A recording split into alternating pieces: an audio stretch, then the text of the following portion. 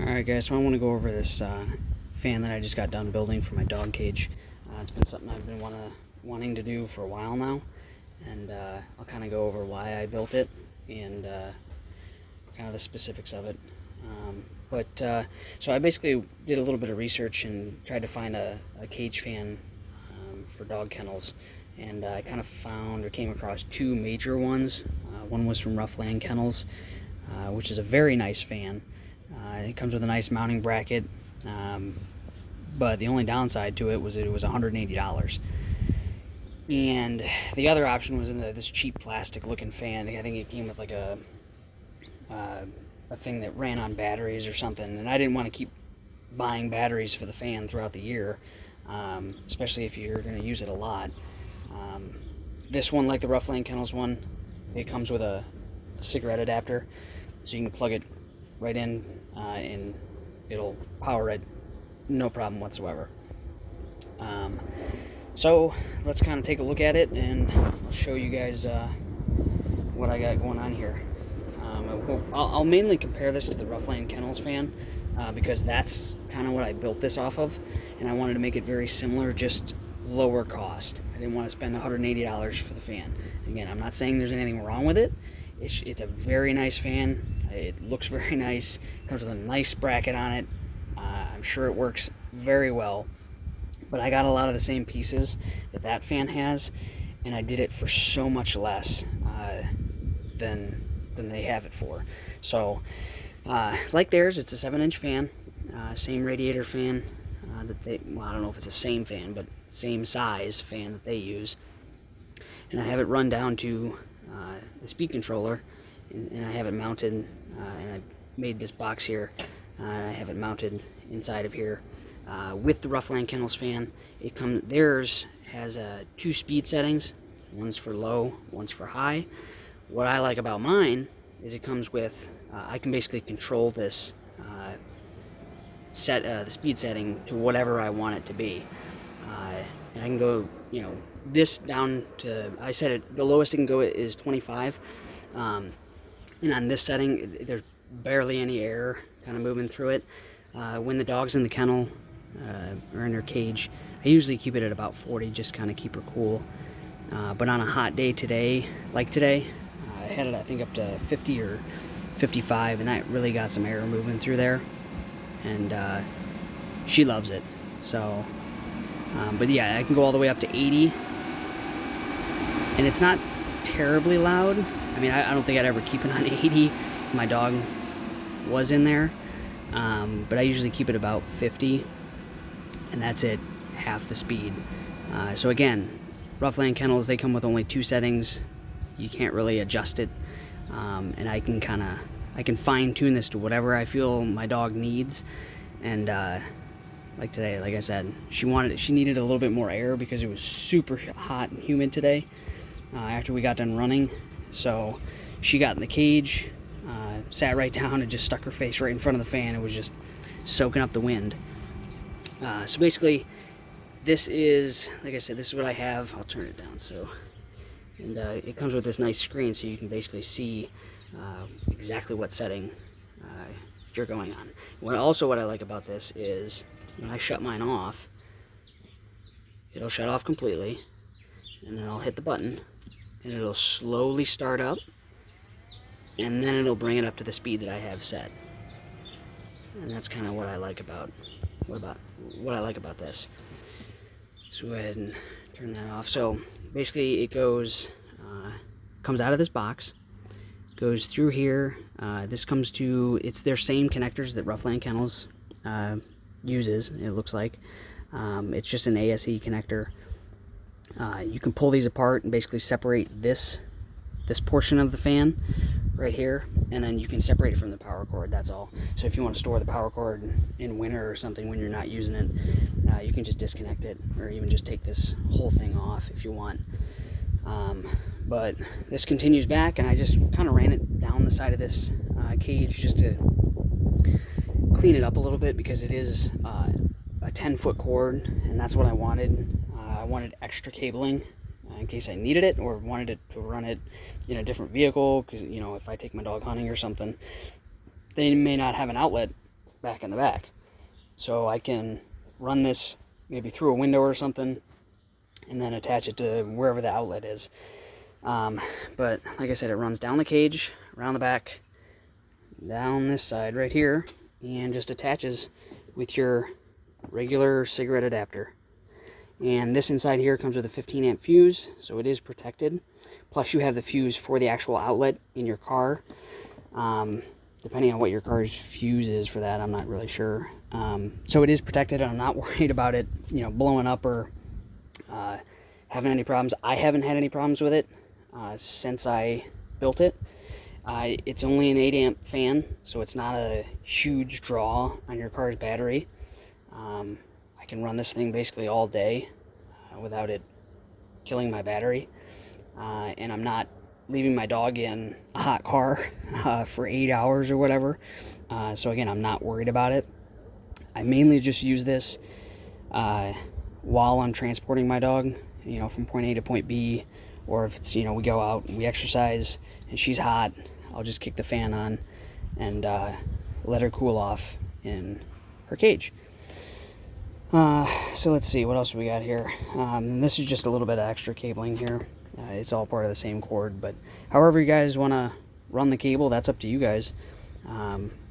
But comes through here. I could just run the cable over here if I wanted to and just leave it right there. But let's see, what else is there? Like I said, I wanted to build this at significantly lower cost to the Ruff Land Kennels fan. There's, for as much as I like it, I just could not believe that it was $180. And, I absolutely would buy it if I had $180, but I figured why not just go ahead and build this, and I built this for less than half the cost that they sell theirs for. Mine's just a tiny bit different. I don't know if I mentioned this, but this right here is just a plastic box, because this is the first one that I built. I just used a plastic. Inside here I have four of those strong neodymium magnets, and I could just basically mount it to my cage wherever I want, however I want, but I just keep it mounted right there. Theirs comes with a nice mounting bracket, and this is all kind of mounted on that bracket. And it mounts, I think, either to the top of the cage, or you can have it mounted through the door. But the next one that I build is going to have a metal box. It's going to have the same cutout, same speed controller, or the speed controller will actually be just a tiny bit different. Same screen and everything, same switch, just a little bit different. But yeah, like I said, the next one is going to be an aluminum box, so it's going to be a little bit nicer.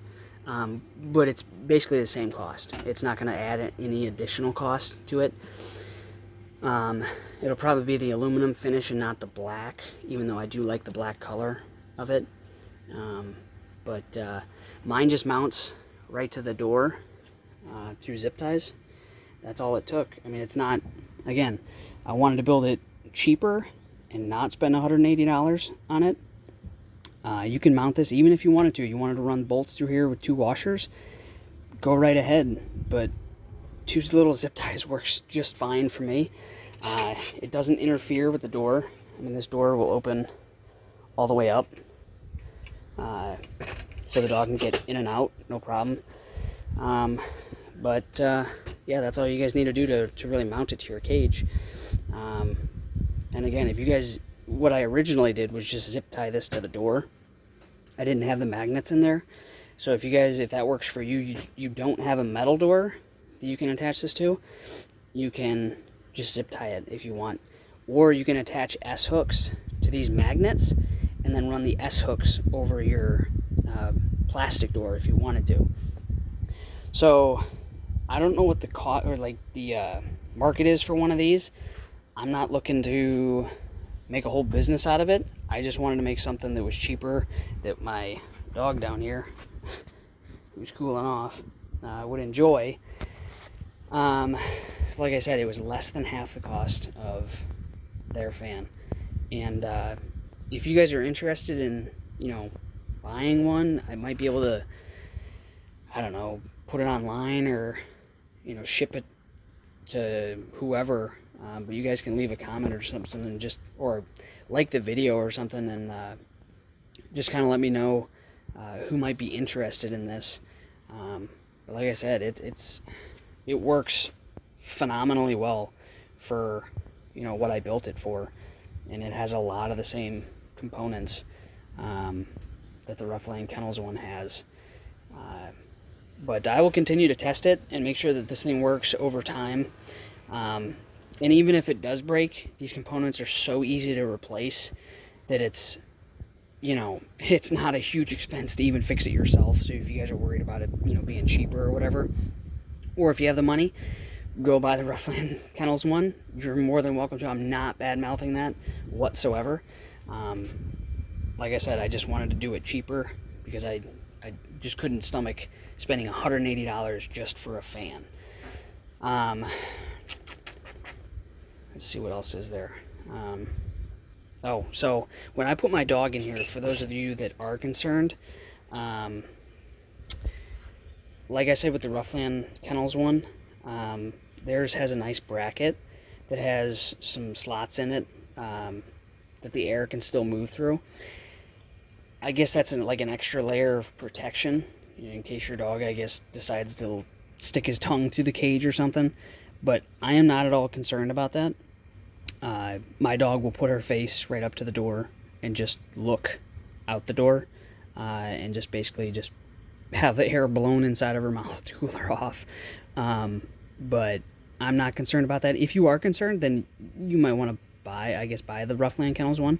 But my dog doesn't ever stick her face or tongue through the cage door, so I'm not concerned about her, hurting herself at all.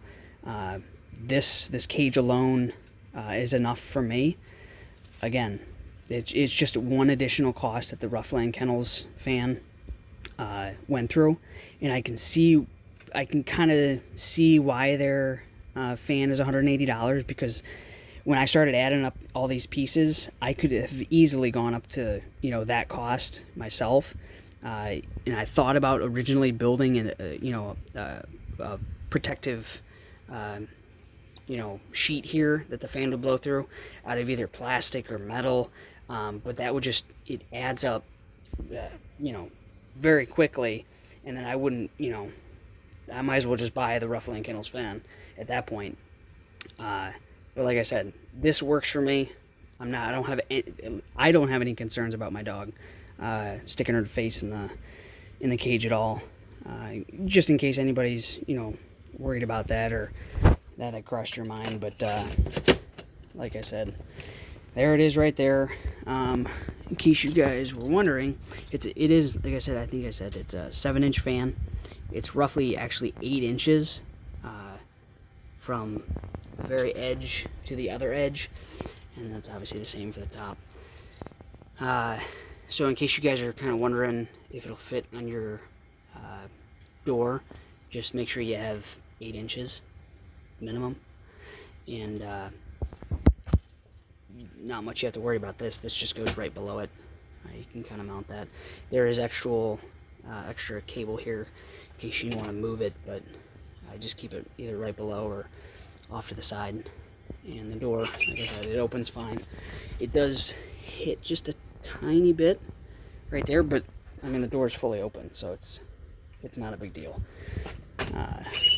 So that's it for the cage fan. If you guys have any questions on it, or want to see anything more specific, just let me know. Like I said, if you guys want one, maybe I can build a couple more if anybody is interested. I'm not looking to get rich off of it, just kind of help some people out by building a lower cost fan for anybody that either lives in hot weather, has a hunting dog, or just kind of wants to make their dog a little bit more live a little bit more enjoyable inside their cage while they're traveling. But that's it. I think I said how quiet it was.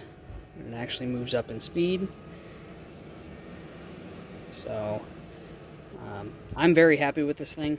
I don't want to make this too long of a video, but and I can't remember if I I want to make sure I get everything covered in this video, but I can't remember if I mentioned this outlet right here.